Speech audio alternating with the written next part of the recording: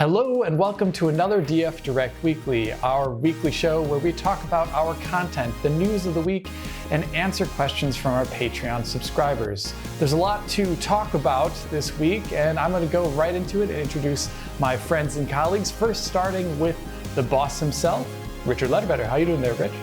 Fantastic, yeah. Hashtag friend and colleague. Oh, yeah. Yes, absolutely. I'm just pumped looking at this docket. So much to talk about. So much. And John, what would be DF Direct Weekly without you? How you doing? Well, it'd probably be about the same, just without me. We've been there, done that before. So one time we don't talk about it. It's good. It's good to be back another week. Let's do this. Yeah. And let's start off first this week with Doom Eternal finally releasing its next generation patch, adding in 120 hertz and ray tracing support depending upon the console you have. And John, what are your first impressions? Yeah, so well, my first impression was actually that I first tried to install the PS5 version and ran into Sony store issues, which were apparently on their end, which made it very difficult for it to actually work initially. So I actually updated the Xbox version and played that first, and because I was curious, I expect the PC version is going to be the one to play as always, but I really wanted to see how well their implementation was working on the consoles. And the answer is pretty darn well. I think we'll be exploring more of this soon, but needless to say, I played through a couple levels, including the first stage of the first DLC of the Ancient Gods, and the frame rate feels very stable in both the ray tracing mode and in the 120 hertz mode, which is key. 120 hertz on Xbox, I think, is even it kind of targets 1800p with DRS. Looks excellent, I feel, in motion. And it's kind of a weird thing because the ray tracing is very nice, but 120 hertz is also nice. But at least on the PC, you kind of get both. But still.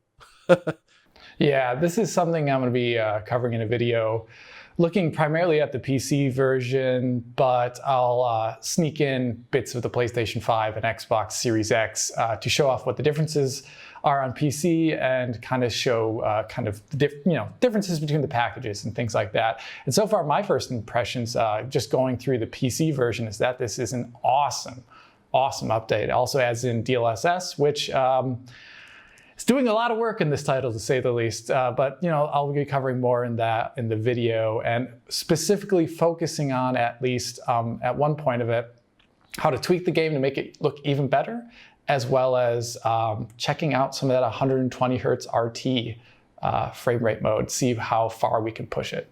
That's the deal right now. The big key here is that their implementation of triangle-based ray tracing seems very performant and on par with some of the other top tier implementations we've seen already.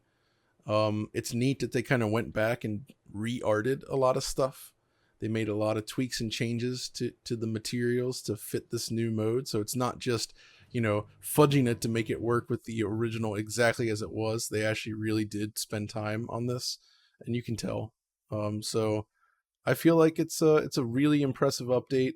And in fact, in general, we got to say, Doom Eternal has been extremely well supported since I covered it last year. I mean, between the 2 DLC episodes are phenomenal.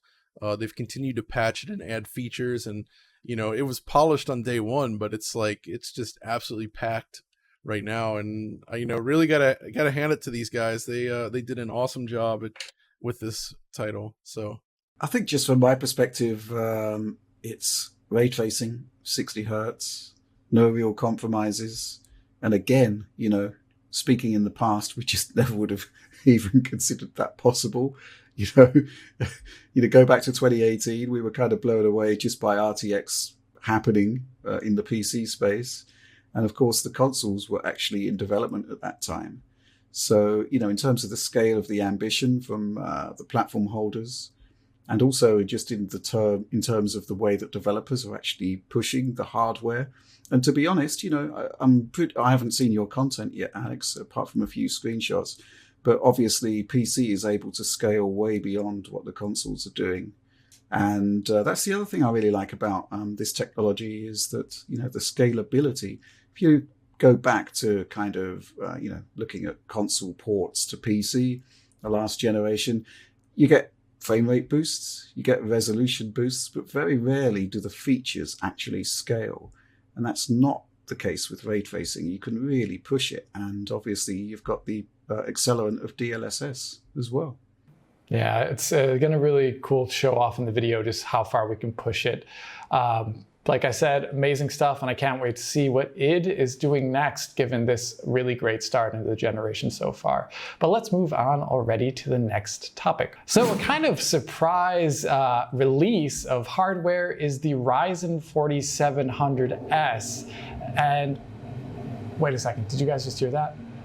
Oh gosh, that was the train going by really quickly. Let me close the windows, I forgot to close. So a surprise release of hardware that's coming up very soon is the Ryzen 4700S, which we've already seen releases like this before in the past concerning the last gen consoles APUs, but we're actually seeing here from AMD a release of what looks to be the PlayStation's APU minus the GPU. And Rich, you've been the one of all of us at DF that's been following this more closely. What do you have to say? It's really interesting. There's not much more to say about it until we actually go hands-on with it. But essentially, what we're looking at here is one of the console SoCs. It's not 100% confirmed that it's the PlayStation 5 one, but indications suggest that it is. And essentially, what they've done with it is to disable the GPU completely and to just use it as a CPU. And I think it's got like a 65 watt TDP or whatever. So it is just like a different parts that's entering the PC space. It's designed for OEMs, so the chances of building your own are probably quite remote. There is some weirdness that comes with it, of course, because there is no DDR4 memory controllers on this APU, so it has to use GDDR6. So you get either 8 or 16 gigabytes of G6, and I would say that if you are considering buying one of these systems, definitely get the 16 gigabyte one. Definitely. Yeah, it's just kind of weird. There's just sort of weird legacy elements in the design. Like there seems to be limitations on PCI Express lanes that are coming off it. So that's kind of going to be slightly problematic for adding in expansion cards. GPU-wise, they're kind of just talking about stuff like a Radeon RX 560 up to a 1060. So they're not suggesting that you pair this with a high-end GPU. But obviously, we're going to do that anyway. So yeah, kind of curious design. It's going to be used in small form factor machines. I'm guessing the board is, well, we've seen the board. It's actually very tightly integrated. There are a couple of things that are just slightly frustrating about it. The fact that the GPU is completely disabled. So, this is actually a really capable part in the graphics department, as we've seen on PlayStation 5. Doesn't look as though we're going to get any access to those graphics at all, which is a bit of a shame. This excites me, Rich, because you've had so much fun with that Jaguar-based PC from the past. So I feel like we needed a refresh. I mean, it will be fun to connect up a decent GPU to it and to run Cyberpunk on there.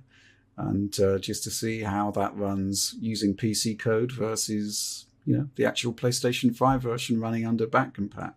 So that's going to be interesting. I also think that there's actual, I think Sony were quite intelligent in the way they actually used space area for this die. Size of the chip's about 298 millimeters square. But most of that is the graphics. So, in order to get that really tight integration, they shaved away strategically parts of the CPU. We certainly haven't seen any ramifications of that in console games so far, but I'm curious to see if any of those artifacts will pop up in PC testing. But yeah, I'm just kind of curious as to how it all happened in the first place. Don't these chips belong to Sony? I'm guessing maybe Sony don't have any need for APUs where the graphics may have silicon deficiencies. So rather than just binning off all of those chips, they're actually seemingly being used by AMD to create this Ryzen 4700S. And I guess also there's going to be interesting comparisons with the Ryzen 4750G, which is an APU that uses what looks like exactly the same CPU cluster as the Series X. So yeah, lots of curious stuff about, console parts being imported into the PC space and vice versa. So I'm really looking forward to getting hold of one of these things. How I'm going to get hold of one of them, I guess we hopefully an OEM will come forward and supply a sample. If not, we'll buy one from AliExpress or whatever. But we will be looking at that, and we will be doing some fun tests with it, similar to what we did with the Xbox One APU motherboard. So yeah, look forward to that in the future, assuming we can get one. I'm actually pretty excited for this myself, because with this board, unlike the Xbox One board that you tested out, it seems a little bit less limited because it has the exact same memory configuration at least. And I mean, not every game is going to be PCIe bound necessarily, so we could actually get some really cool testing in with this chunk of hardware here, especially regarding the CPU side, since we have the exact same memory subsystem going on. So I'm really excited and can't wait to see what you figure out there, Rich, when the time comes. Well, yeah, so any OEMs out there who do have one they want to send our way, I'm can't wait to get testing. Okay, well, that's enough of that. Let's move on to the next topic. Ratchet and Clank Rift Apart has been patched again, and this time not focusing necessarily on adding new ray tracing or something like that, but a new mode entirely for 120 Hz users, and something that our colleague and friend Richard Ledbetter has been looking for a while now. So Rich, can you talk a bit about this mode? I prefer friend and colleague, but colleague and friend will do. John and I have both had a go on this, and it's really interesting. And it's actually something, if we go back to, remember when you did those photo mode tests with Control, Alex? Mm-hmm. And it's, when you ran photo mode, frame rate was unlocked. And basically, with ray tracing, most of the game seemed to run above 40 frames per second. And it was like, well, hold on a second. Why not have a 120 hertz mode and cap frame rate to 40 frames per second? Because then you'll have a unique frame every 3 refreshes of the screen, and it will look a ton better than 30 frames per second. Your frame times will drop from 33 milliseconds to 25, and that's kind of a midpoint between 60 and 30 FPS, which is 16, 17 milliseconds and 33. And lo and behold, Ratchet does exactly that. And nice. Kind of difficult to describe this one, because we are going to do a video on it and try to explain how this works. But suffice to say, it is considerably better than 30 frames per second. Yes. Considerably better. And you retain pretty much everything that the 30 FPS mode has. Right, John? Exactly. That's exactly right. So you keep the high res, basically around 4K resolution. All the extra details that were in the 30 FPS mode are there, but it's 40 instead of 30. And even though 10 frames per second may not sound like a lot, I mean, when you're in these lower frame rates compared to, think about the difference between 20 and 30. It's absolutely massive. And this is a similar size jump, I guess you could say. And I think in the video, we'll dive deep into why it works, because it's all tied into the frame pacing stuff. And that's extremely key. This would not work if you just capped it at 40 on a 60 hertz display. It would not work. And we'll tell you why about that in the other video. We can actually show but it's yeah. So this is really an interesting development, and it's something that I think we'd like to push going forward, because although I would still prefer 60 frames per second or higher, given the opportunity, but in cases where developers want to push the visual envelope, this is a perfect sort of target, I think, and it's a lot more feasible, I think, while targeting those high resolutions and with the extra details and whatnot. And also under 40 is also where, or around 40, that's kind of like the limitation of the VRR window on most TVs. I think the C1 is actually a little better than that, but even when you go under that, it does start to get dicey. So this isn't really something that VRR itself would cover either. This is just kind of a weird territory where it's a nice boost from 30, but not all the way to 60, making it feasible to still get those high quality visuals that some developers might want to go for. So we'll see how this shakes out. Yeah, this is something I've experimented with on PC ever since I got a 120 hertz monitor back in, like, what was that, 2010, I guess. And I played a number of games at 40 hertz, and I was just surprised at how much more fluid it was than 30 FPS presentation, especially in terms of controls. That's one thing that surprised me the most. Because like with triple buffering, adding in all that extra, 33 milliseconds, like 3 versions of that, you get a lot of latency really quickly. And 40 actually cuts down on that quite a bit. But that's all stuff you'll be able to talk about. Yeah, and that was actually listed as the principal benefit, actually, in the patch notes. It's like lower latency. And, that's kind of it. I guess that's something we'll need to actually measure to actually get an idea of what the differentials are. That's designed for the...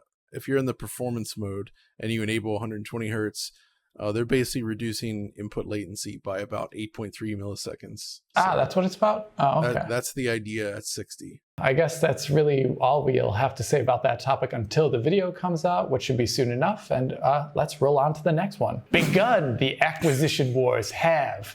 Sony has been acquiring a variety of studios as of late, and just as we were making this recording this morning, another one came in hot off the wire. We've got Housemarque, and now we have Nixxes. And to talk about this, John, I'd like to start with you.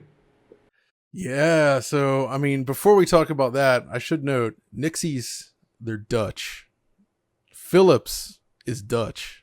I see a CDI connection here. I'm just saying, it's the return of the CDI. That's what it is. Richard's looking around like, what? This could be part of Sony's multi-platform strategy that we just are not aware of yet. Yes. 60 chess right now. That's it. 60 chess. But so when it was just Housemarque, and also Blue Point's on the list here because they kind of leaked that themselves. So you hear that, and that, that actually makes sense to me in the sense that these are partners that they've obviously worked with for a long time. It's not like when Microsoft got Bethesda, that's like, whoa, that's genuinely shocking and like huge and unexpected. Whereas this is like, that makes perfect sense because they've pretty much been PlayStation software houses for a long time now. But Nixxes is a really curious one. I don't understand, and I'm a little bit confused. I mean, I guess the only one benefit for them is that I assume that they're now free of the Avengers, which, it has its benefits. But, beyond that, I guess, so the thing about Nixxes is they're not a studio that's known for actually making their original games. They're known for porting games, and they have a lot of technical expertise there, specifically on the PC above all else. And they've been active in the PC space doing ports for decades now. Like, it goes back a long way, and they're a very, very talented studio in that regard. So we were kind of spitballing, like when we saw this news, was kind of like, is this related to PC ports that Sony has potentially in the works? Is this something else? Is Nixxes going to staff up and do their own game? It's really interesting to see all this kind of stuff happening. And I mean, I'm still a little bit weary of all this consolidation that's happening in the industry, where it feels like all these large companies are gobbling up the smaller companies. And I don't know where this is going to end up, but it does kind of feel like Microsoft has kicked off the competition here. And now, others are getting in on it. So what do you think about this, Rich? I think that that Yoda impression, Alex needs to answer for his crimes. On that one. That's my principal thought going into this one. But in terms of Nixxes, well, here's the thing. I think it's a gigantic opportunity here because we know that this developer is absolutely top-notch. They're up there with the best. And yet, all we've seen from them are PC and Xbox and PlayStation 5 ports of existing games, and what we have seen is fantastic ports that are better than the original versions in many respects.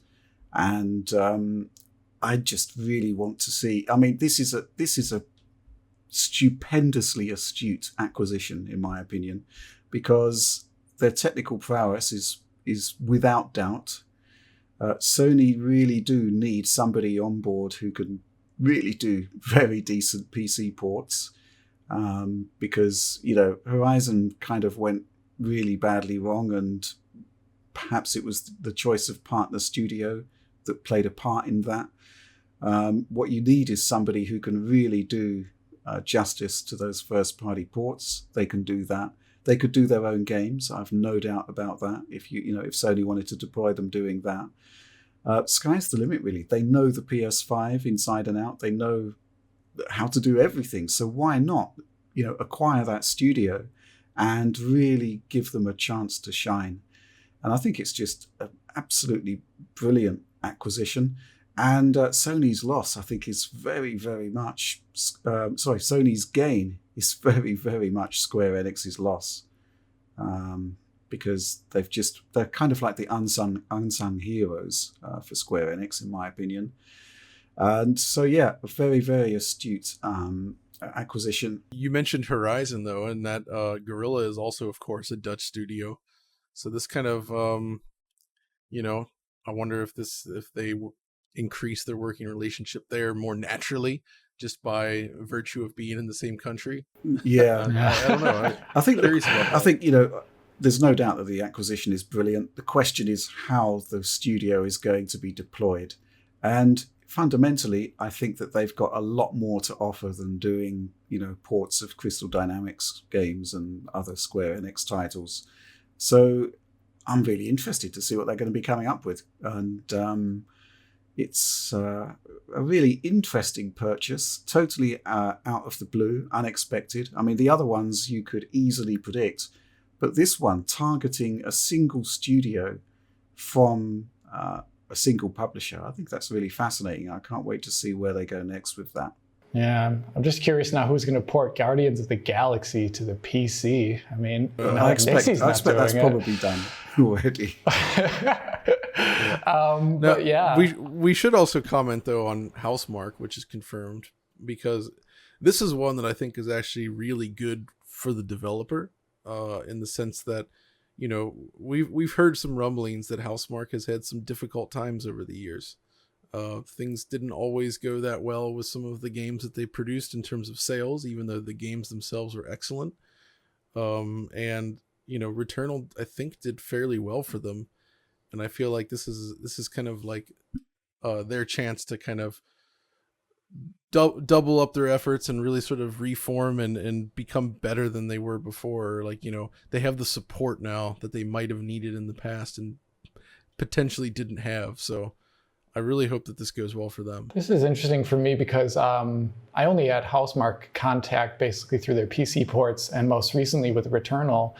And one thing that I almost hope doesn't happen is that I hope they don't end up making larger games necessarily, but just have the assurance and the backing of Sony to make the games they want to make. And I think these like middle-sized games they've been making for a while, my contact with Returnal was amazing. I can't imagine an experience that needs to be bigger, but just maybe like more polish and more assurance and all these things.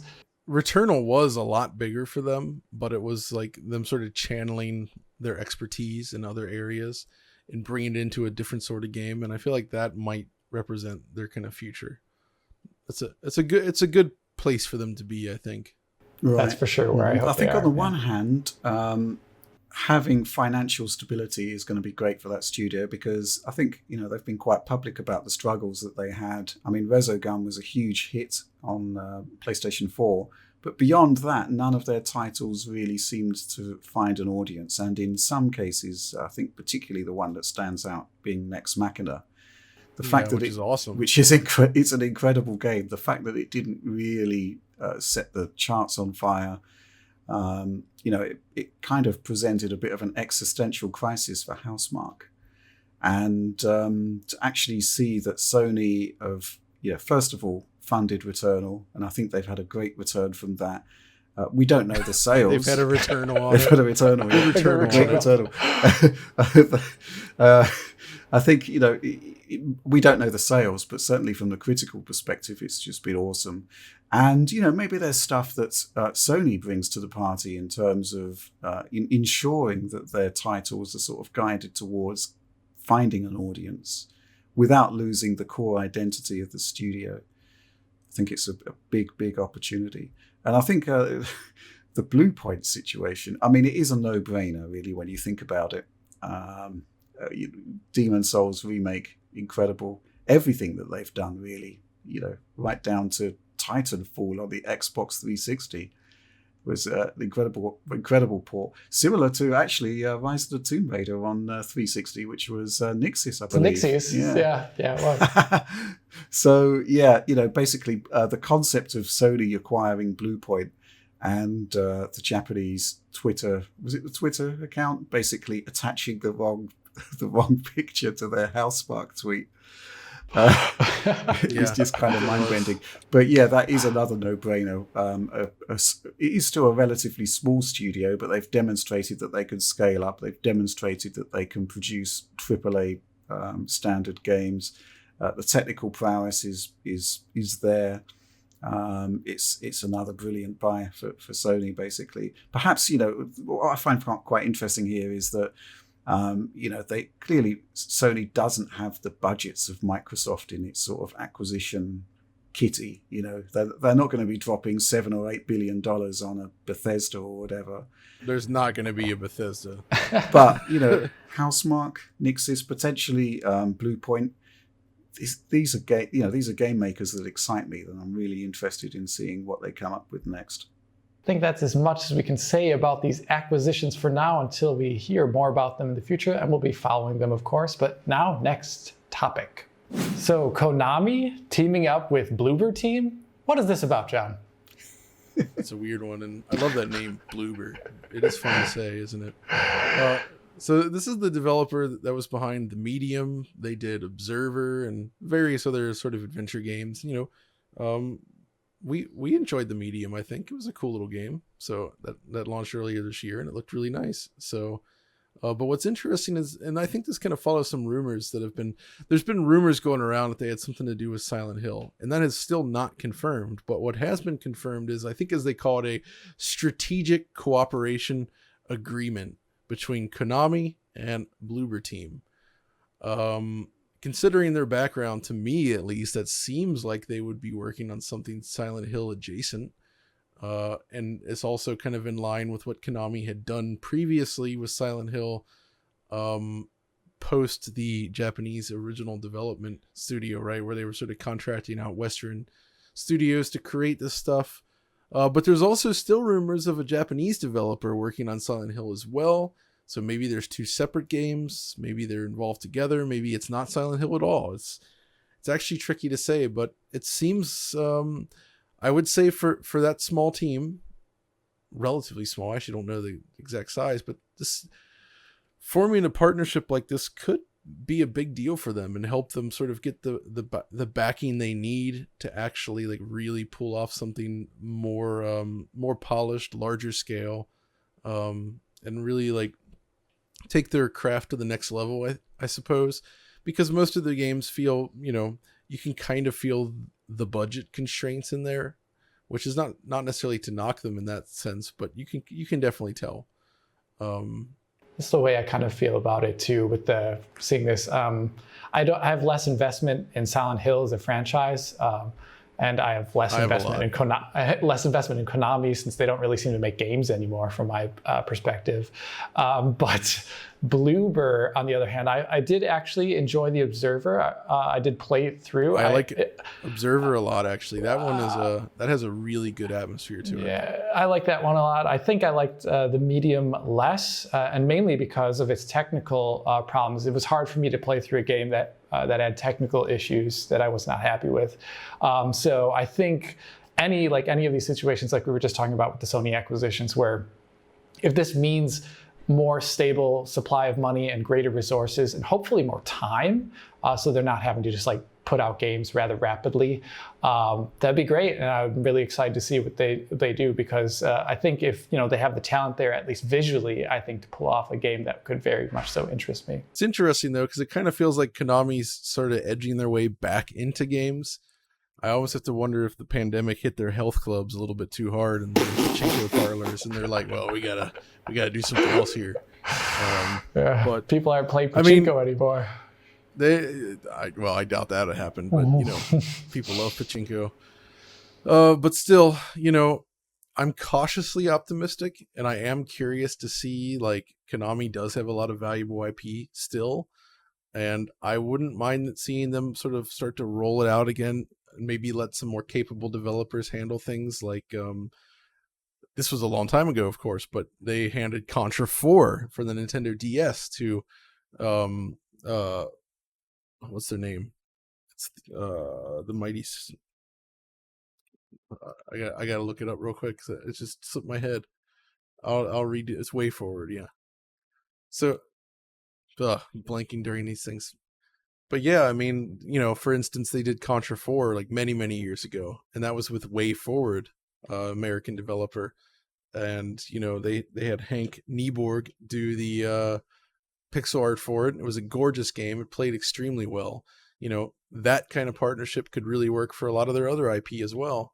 But as far as Bloober is concerned, I mean, unless they're doing a new IP, it does kind of feel like a Silent Hill project would make sense for them. But they've never done combat, really, so there's also that to consider. So we'll just have to wait and see, I guess. Can I just get clarification on something, John? It's a strategic cooperation agreement. Yeah. Okay. It's like SALT. Because it sounds like, something incredibly important.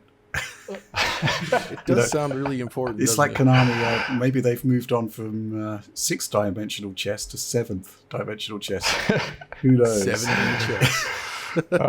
I don't really have anything extra to say about this. On the face of it, it looks like a good partnership, right? But, there's a lot of caveats to it. I think that's really all we can say about that now. I hope we get to hear about what Bloober's doing in the future, but on to the next topic.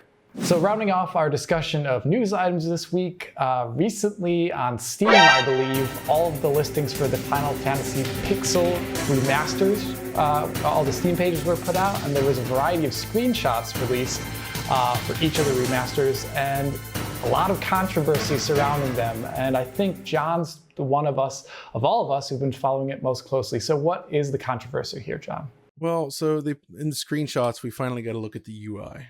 So up until now, they've been sort of discussing their approach to the pixel art for this, and it is promising, I think. They're making changes to it, but thus far, I feel like the changes are relatively tasteful.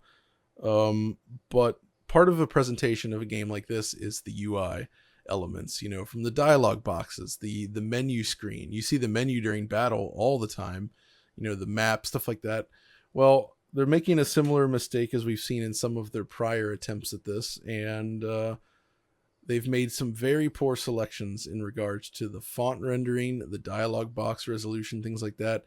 And it gets worse the closer you look. Essentially, the problem is, let's say you have a game for like Super NES. It runs at 256 by 224 pixels usually.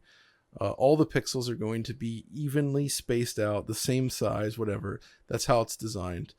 One of the problems as we've moved to HD, and we've seen some developers try to do pixel art style games, is when the pixels between different assets don't align anymore. Like, let's say you have pixels that are like, say, one size for one piece of the art and then a different size for something else. It creates this mismatch that's inauthentic, and it looks kind of ugly. That's exactly what we have here. So like in some of these shots, you'll have the background art that's one resolution. Then you have the text box itself, which still is rendered in a way that looks like pixel art, but it's higher resolution than the game itself. Can't stand that. So I that's just literally weird. can't stand that. But then you have the fonts that are not rendered in pixel art style. They're just full high resolution fonts, and they don't look great to begin with. So that's 3 right there. And then you have stuff like the map, which is another different resolution. So you actually have all these different variable resolution elements all combined into a single screen that just looks, it's garish and ugly, to be honest. It's very unattractive. And I don't understand why they're still, with all the attention they're clearly putting into the art of the game itself, this feels like such a misfire. And it just ruins the presentation otherwise. And again, it's because in these games you spend so much time looking at these elements. And but normally I wouldn't care, right? They did this with Chrono Trigger. They messed it up on Steam and they've patched and stuff. But I'm just like, I don't care. I have the original cartridge. I don't care. If I want to play this, I have other ways. But these are actually interesting because they are doing a lot of updates to the pixel art. They're expanding them to widescreen. You know, this isn't just straight emulation here. We're not just, these aren't the original games. And I was starting to think there's potential here. And then they show the UI and it's just like kind of ruins the whole thing. So if Square is listening, I really hope that they double back and look at this element, because I think it's really important to get this part of it right. And unless they go back to it, it's gonna end up and it's gonna have the same critical sort of take that we've seen in the past, especially when you consider that, if I recall, the bundle was somewhere around $75 or something like that for all 6 games. I don't have that in front of me, but it's pricey considering that. So you would kind of hope for a little bit more consistency there. Yeah, one thing that the reason why you even at all do this in the first place is to kindle up nostalgia for the product as it was, because I don't honestly think this is to appeal to new viewers or new people playing the game, unless it's a mobile game. And then it's a different market altogether. And so this is really about the nostalgia and bringing out new versions that are more easy to play for people who love the originals, but don't have the carts like John has. And distorting that nostalgia so heavily with the UI is just completely going against what the entire purpose is. And you're alienating the audience that you're trying to appeal to. As you can see by the massive Twitter reaction to this, and even I, just looking at it as a casual player of Final Fantasy games, I think it's hideous. So I definitely hope it changes. The thing is they have actually done work to fix things in the past. They did go back to that Chrono Trigger port on Steam, as far as I know. So it does seem like they listen. So I hope that this reaction is taken to heart and they actually go back and redo this aspect of it. Because if they do, it could actually wind up being pretty solid. So let's hope. Yeah, so John, if they're listening, why are they making these mistakes again and again? I guess is my question. That's the curious thing. They listen, they fix a prior product, and then they do it all over again. I don't know why. I genuinely don't understand it. I mean, maybe it's different teams. Maybe it's my only guess, and I don't even think this is necessary. Like the font rendering, higher resolution is better for Japanese characters, but it's not really necessary, to be honest. I mean, I just played all the way through Ys 4, The Dawn of Ys on PC Engine this year in Japanese and could read it just fine. And that's, 256 pixel wide game. And it's not optimal for this character rendering, but still, the problem here is that the English font that they're using is especially hideous and just doesn't line up with the artwork. So, they could do something simple as double it, like doing a double pixel size for the font, if they feel like it doesn't fit the character set because it's too complex of characters. At least keeping in with the ratios, Maybe, and they still got to fix the actual dialogue boxes, which don't match the resolution of the rest of the game, but they don't match the fonts either. So it's like, it's all different. Which is wild. Gosh, I do hope they change this. Yeah, but my rant is complete. Now that we're done with our ranting here, I think we can move on to the next bit of DF Direct Weekly, where we talk about this week's content. Starting our discussion of DF content this week, another installment of DF Retros coming out, continuing John's here exploration of the launch of the PlayStation 1 platform. John, what do you have to say about this next installment here? Yes, so first, coming back to the public channel is the next part of that. We put out the part 1 last week, and it was covering the Japanese stuff. This time we're covering the US launch. So this winds up being the longest part of this almost 3-hour video in its original form.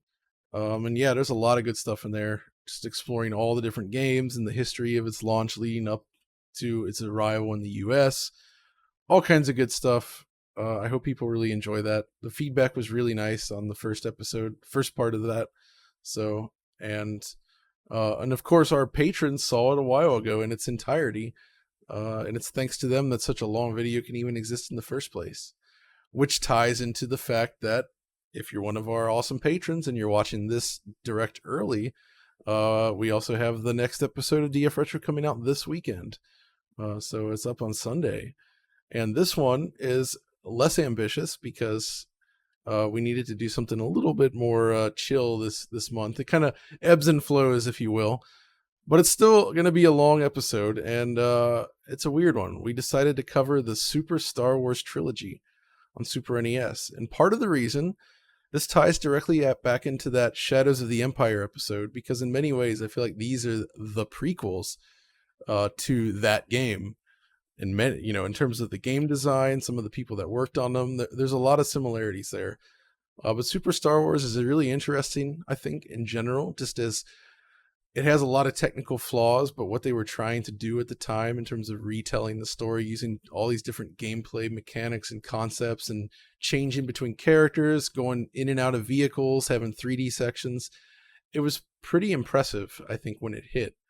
And it also, there's some interesting ports to talk about, like the two prototypes, actually, the Mega Drive prototype or Genesis prototype, and then, of course, the near complete PC version that was put out not too long ago, I guess, that was ported by a Brainbug, I think it is, like a studio in Europe for LucasArts, but LucasArts decided not to release it, even though it was like 99% complete. It's really, really good. So we got full comparisons with that. Plus, we actually delve into the history of like Star Wars video games and how we even got to this point where they were able to make this, going all the way back to the 80s. So there's some really cool information there, and it's kind of fun. And yeah, I look forward to getting that out there as well.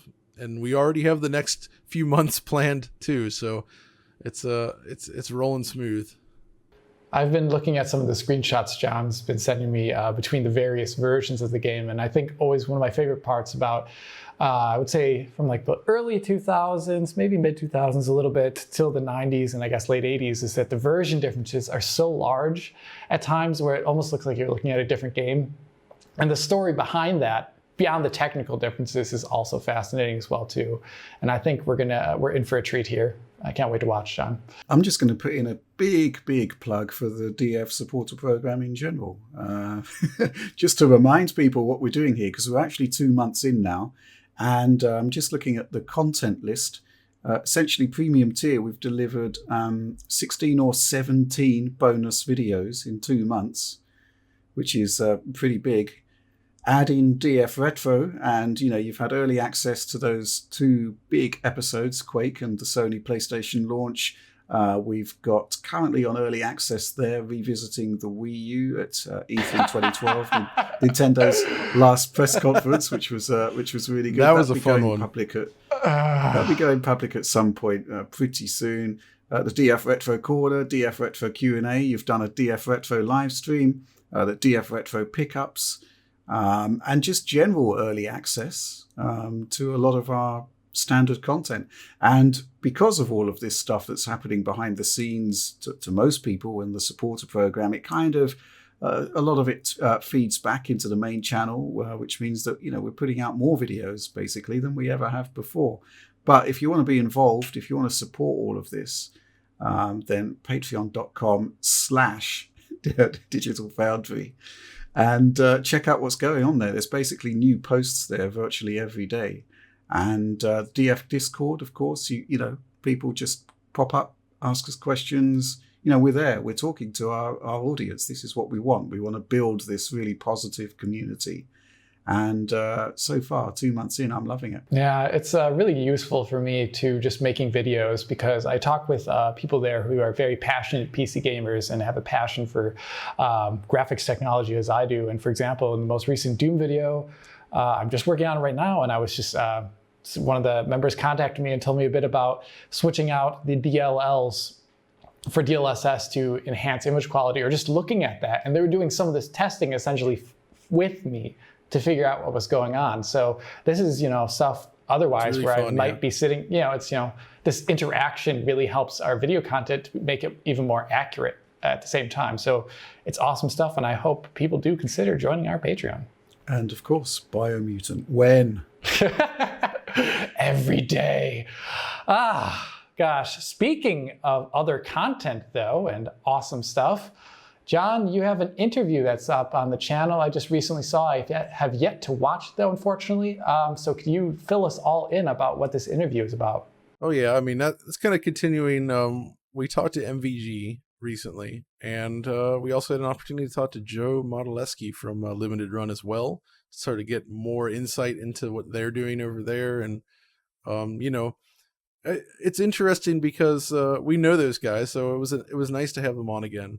And I like what they do over there, but you wouldn't think of them as they're just a publisher, right? But they actually have a programming team in-house, because a lot of the games from these smaller developers, they don't have the resources to port stuff themselves. So that's where people like Joe come in, and they help bring these games over to other platforms that they weren't originally designed for, which is, it's kind of a win-win, I think, for everyone. So, yeah, it's a pretty fun, insightful interview, and we enjoyed doing it. And yeah, that's something we want to kind of expand upon as well, is just, get more developers involved and bring them on the channel and record some interviews like that. And yeah, hopefully that continues. Yeah, that should be great. I've always kind of wanted to do that in the streaming aspect, bringing on developers to stream. But unfortunately this year, I've been so busy that I have yet really to have had the time to do that. But this year's been really busy so far, much more so than last, I would even say.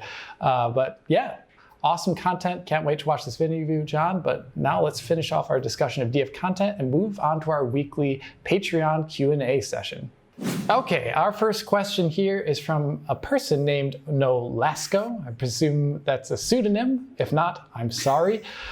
The question reads, "Hi DF homies, heart emoji." This is more of a retro CRT question, so for John here it sounds like. I recently bought a Bang Olufsen CRT MX7000. It sounds Olufsen, that's cool. Without any kind of info manual, and I'm wondering how clueless people like me can know if the TV in question supports RGB without any special equipment. It has 2 SCARTs, and should you remove the front glass for better picture? P.S. Any chance to make a DF retro on PS2 2D collection games like Fatal Fury Battle Archives Volume 2 that get a re-release from Limited Run on the PlayStation 4? Thank you for your time. A bunch of stuff in here, John, for you. Oh man, let's go through it. So yeah, the Bang & Olufsen sets are actually pretty interesting. So Bang & Olufsen, B&O, they produced a lot of high-end gear, right? And they did that back then too. So they made a lot of really expensive CRTs back in the day that also kind of focused on the design aspect. So they're pretty nice looking devices, and Audi's still hunting one because they actually did release a model that has a built-in CDI player, which is certainly something. But yeah, unfortunately, so without any kind of manual, it's tough to tell this stuff. But in that case, every Bang & Olufsen that I've tested from that era, and I think the MX7000 for sure, they do indeed support RGB without any special equipment, and they do support 50 or 60 hertz, which is great. So you should be able to hook up directly to it and just start playing from there. And adjusting these things is a little bit tricky. They're not packed with options, and service mode adjustments are tricky on that. If you look online, you should actually be able to find a service manual for this, or at least a decent manual somewhere. I've seen those around for sure. As far as the front glass on these, what that is it's specifically sort of a contrast glare filter, if you will. Later on, they would kind of coat the surface of a CRT with this kind of thing to reduce glare and also increase the appearance of so CRTs have great contrast ratio and black levels, of course, natively, but if you don't apply any sort of treatment to the glass itself, the actual picture tube can appear somewhat gray to the eye as light from outside penetrates the glass. And has nothing to do with the display characteristics. It's literally just light interacting with the glass itself. And a lot of the highest end professional displays do appear somewhat gray in a lit room, and that's apparently because people actually doing calibrations didn't want any sort of contrast enhancement applied to the glass. But consumer sets like this often had it. So I actually think leaving it in place is the better choice. The only downside is that it does sort of darken the picture a little bit. So you kind of got to leave it up to yourself on that one. I wouldn't remove it. And then lastly, PS2 2D collections. That's a tricky one.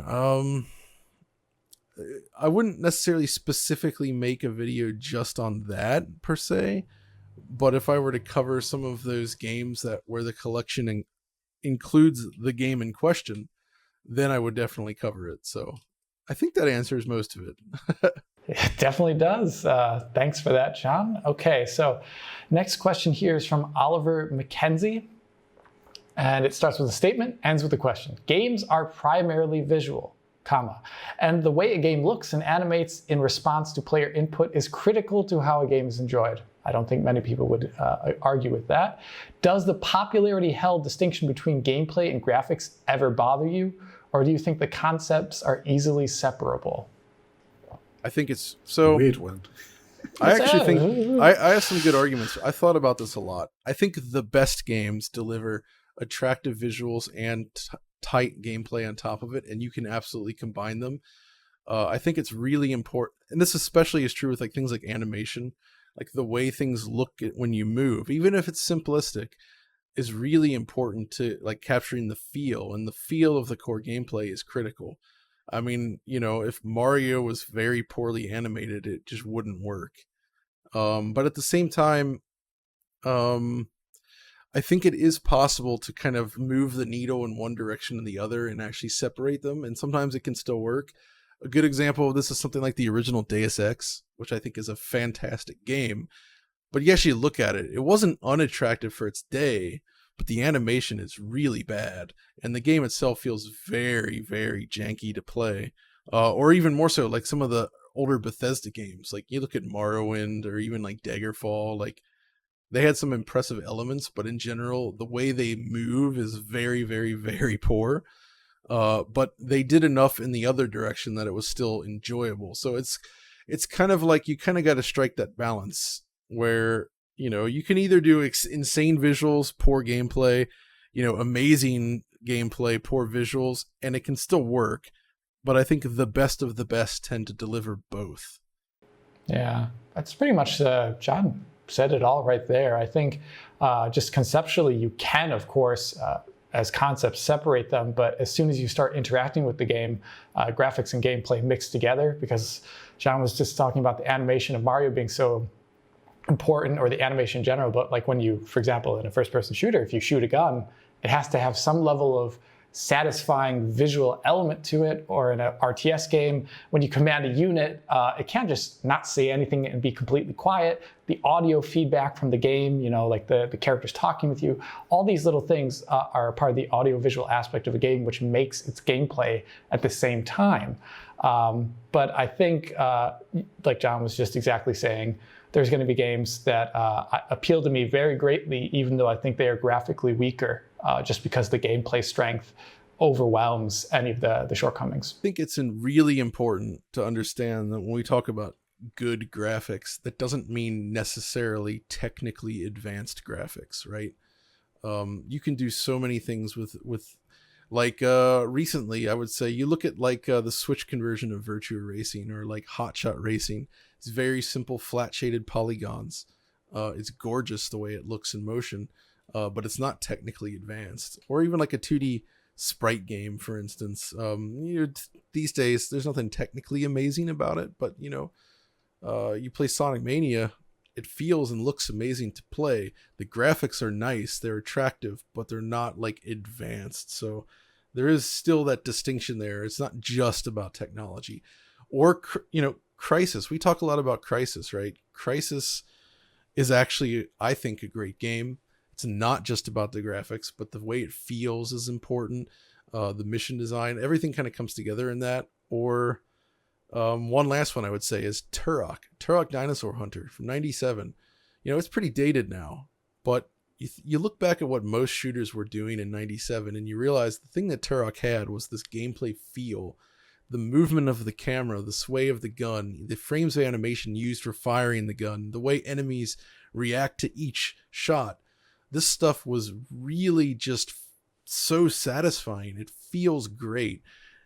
It was both technical and just like artistically well done in that sense. Like the act of playing the game feels good as a result of that. And so even though that game looks super dated now, it still holds up remarkably well just because of the fluidity of everything. And this is something really important, I think, that does tie right into this topic. But we could probably go on and on about this, but that's kind of my maybe thoughts. We should come up with some sort of hybrid word that encapsulates this satisfying audiovisual feedback that you're describing there, which is gameplay orientated and not just visually like a cutscene.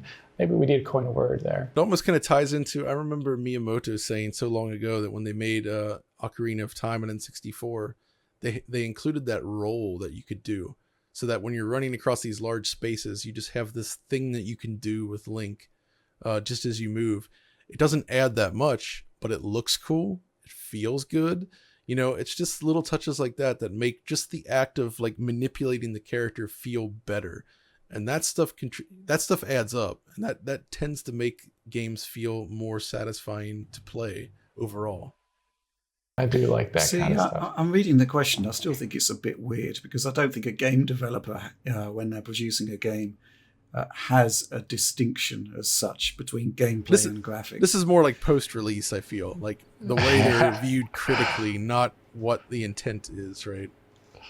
But, you know, if you consider the way, you know, for example, we've seen like behind the scenes footage of how Uncharted 2 was made. You know, they start with really basic block levels before they even do any art, you know.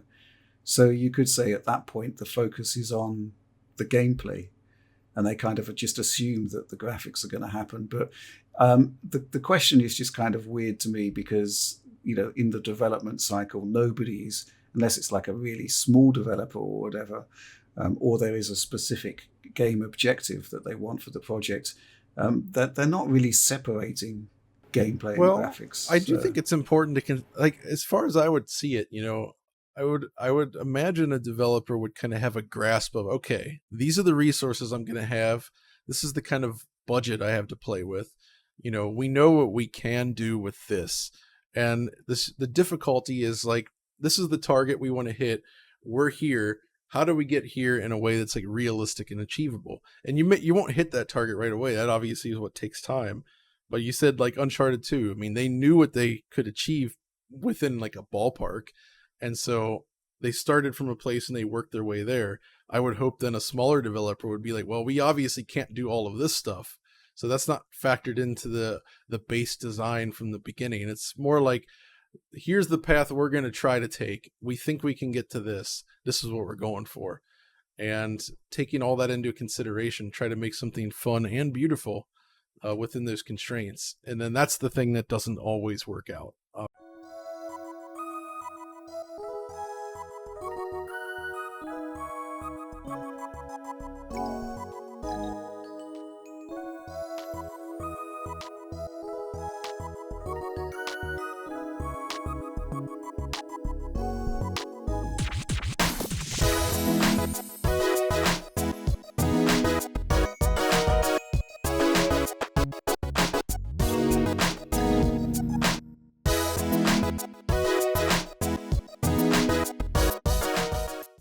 Well, first of all, I wanted the last part. I feel like this is a question that could be asked of every console with every generation. And in general, I mean, technically it can be if you're looking at the PC platform, but in general, I don't think this is any different than it's ever been, right? I think these new machines, in fact, are they're so much stronger than PS4 and Xbox One that it's actually looking upwards, I'd say. It's more positive, I feel, than what was happening last time. And it's kind of amazing what they managed to squeeze out of those old machines, too. So I'm not worried about that. But as far as, I mean, I think Alex would agree with you. I don't see ray tracing necessarily getting left behind at all. I think developers are moving directly towards it. It is kind of like the future. It's where we want to go. It's not only is it offering more accurate, higher quality rendering features, especially for, GI, reflections, and numerous other things. Although on the consoles, maybe not all at once. It also makes development friendlier, especially for the art team in terms of like working with this stuff, because a lot of the systems in the past and all the probes and other baked solutions, all of this stuff is, it's more intensive for the art team to work with and requires a lot of jerry rigging, I think, to make it look acceptable and to close up all the holes and limitations there. And they spent a long time working on that stuff, and it does look good, but I feel like ray tracing that's where we're going, and you can't stop this train. That's pretty much the way I see about it right now. I think it can't be left behind, mainly because it is the key way to extract better visuals for a lot of aspects of video game rendering that cannot be done without some form of ray tracing. And it seems like a waste of hardware space to just let the hardware units sit there and do nothing when you could be using them and enhancing your game. Yes, it is obviously expensive, and cross-gen does technically make it a bit easier because you have this old cross-gen game with less intensive visual rendering features for like character models and view distance and shadow quality and all these things. So you can add in ray tracing, I would say, more easily since you have all this extra budget for milliseconds in your frame. But it's just so core to the way graphics are going, and it's going to get just better all the time. We're going to see some great stuff this gen. I'm not worried about it going away, and I don't think we need to worry about it 2020 era ray tracing hardware as we get to 2026, because this happens every single time we have consoles. It's nothing to be worried about. Yeah. And also, to be fair, the PC as well, where you don't want to just drop the support for all of your previous customers. I mean, it is difficult to make a break for new technology. They already did that with introducing ray tracing, like various other features in the past, but it's not something that can happen constantly for a healthy market. So, they also have to support older PC graphics cards. I think the only thing that's in danger of being left behind is the Xbox Series S, and not down to its processing capabilities, but I still think that the memory situation on that is going to come back to pose problems there. But even on Series S, we've seen Metro Exodus Enhanced Edition, an engine built with ray tracing in mind, running on a 4 teraflop GPU, and in an acceptable way. So I think it's simply going to be the case that developers are going to be doubling down on ray tracing and getting more out of it. And all of those optimizations I'm actually quite excited about, because they'll feed back into the PC space where you do have a lot more horsepower in the here and now, in the ray tracing side, where you do have stuff like machine learning. And we're going to see some fantastic scalability there. But the interesting thing, which is kind of curious about this question, frame rate resolution or ray tracing, pick two. You look at what Insomniac are doing with Ratchet and Clank, and essentially, the choice is, well, for a start, you can have everything pretty much with the performance RT mode or the fidelity 40 FPS mode.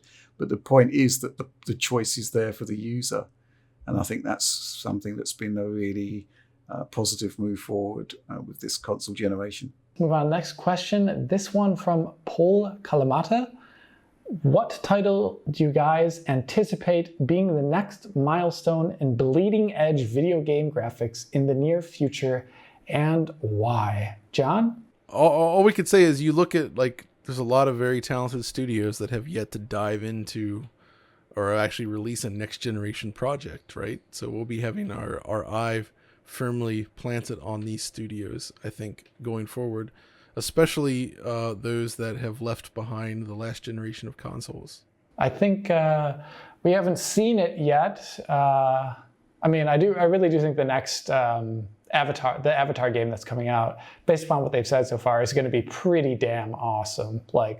They're pushing ray tracing hard. It's next gen only. We've already seen it. I think that's going to be making some waves. And I guess the next thing that came to my mind was Embark Studios, which is made up of a whole bunch of people, and they're pushing like new paradigms of with the way games are programmed, with like using a lot of machine learning, a lot of new procedural kind of content creation, and they're staffed by some of the best and most brilliant minds.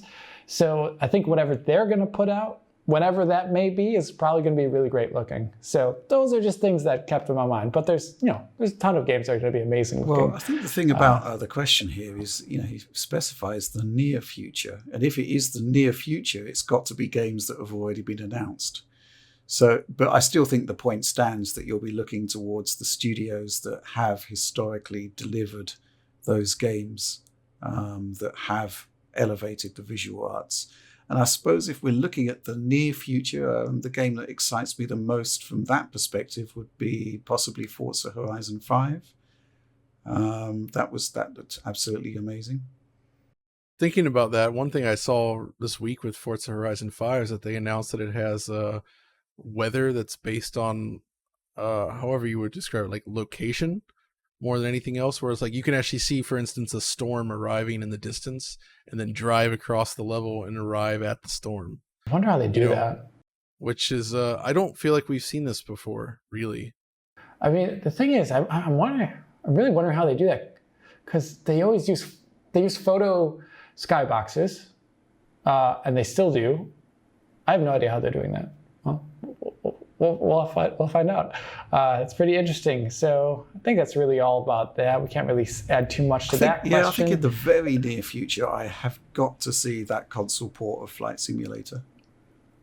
Oh, okay. Yeah. Which, that was a milestone in bleeding edge video game graphics, and to see it running on a console, I think, is going to be a real treat. I'll probably be the person checking that out, I imagine, if the timing's right. If the timing's right, we'll see. Next question here is from Kilkia123. Hi, DF. I hope you're doing well. I'm doing fine. How are you guys doing? Fair to middling. Great. Smiley face. Coming up on episode 18 now. How is it like to film these DF Direct weekly segments? Is there anything behind the scenes that makes putting these together perhaps more difficult than we are aware of? Any fun bloopers or outtake moments? Rich? Well, this particular episode, we're filming it late because I couldn't make it this morning. I had a low resolution issue at the beginning. A gigantic fly entered the fray. And then your internet connection conked out, Alex. Yeah. Yep. So, in terms of logistical issues, anything behind the scenes that makes putting these together perhaps more difficult than we are aware of, well, then there you go. Fun bloopers or outtake moments, I would imagine that Audi's going to be having a field day. So, on a more general sense, it's kind of, we could quickly go into how we do it, which is essentially, rather than using Zoom or anything like that, we each individually film our streams, we compress them, we send them to Audi, and then, he does the edit, he adds in B-roll and stuff. And the idea was not just not to do just a Zoom call or whatever, to do something a little bit better. But yeah, it's basically the fact that we've got 3 or 4 internet connections that need to be running optimally for this to work. And I don't know, seems to be sort of going okay. I mean, what is it like to film these segments? I mean, it's really nice just to have, a couple of hours to sit down with my colleagues and just talk about stuff that's happening. And, appreciate Alex's new haircuts. Oh, thank you. There, Rich. Always good value. And, the Yoda impression. Without DF Direct Weekly, that wouldn't have happened. That was pretty good.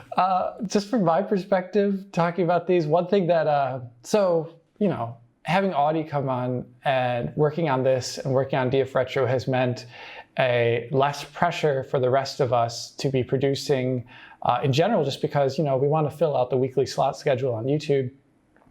So this is definitely, I would say, increased my free time, the DF Direct Weekly and Audi helping us out as he is and joining DF.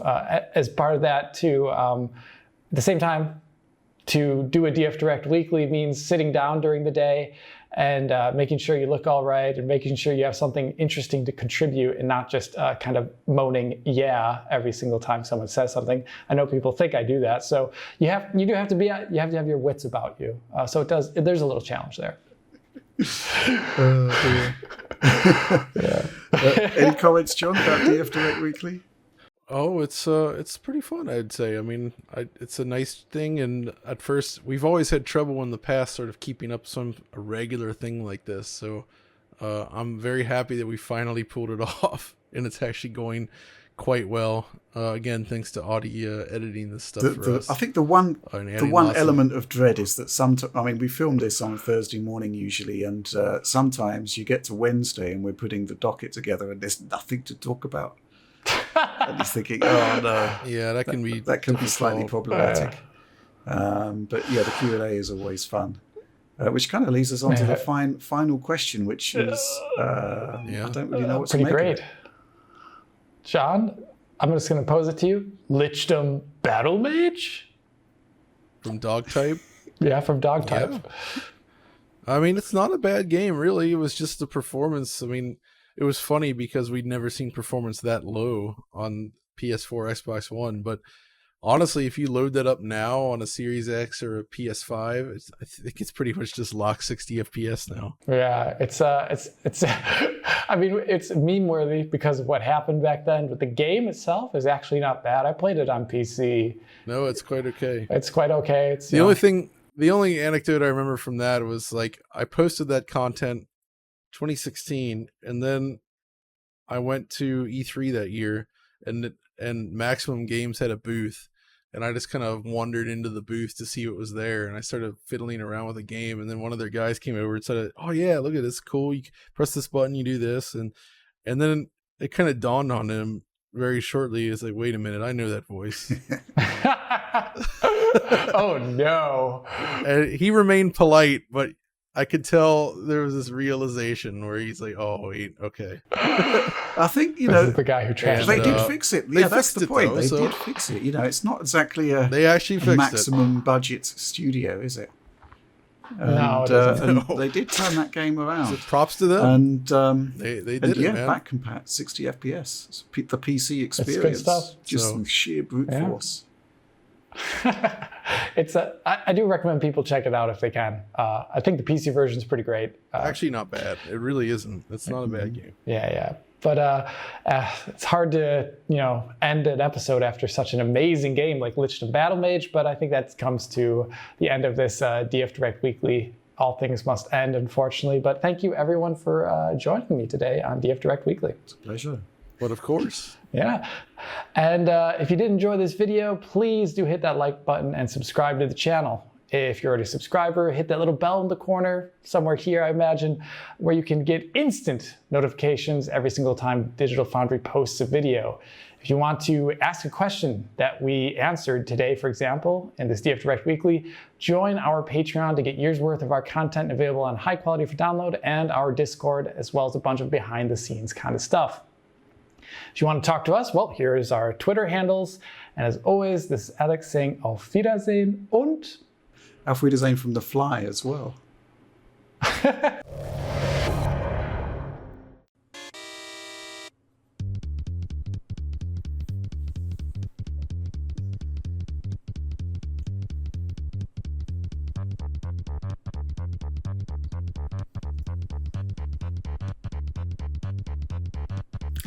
I've got a ginormous flight. In fact, can we pause again?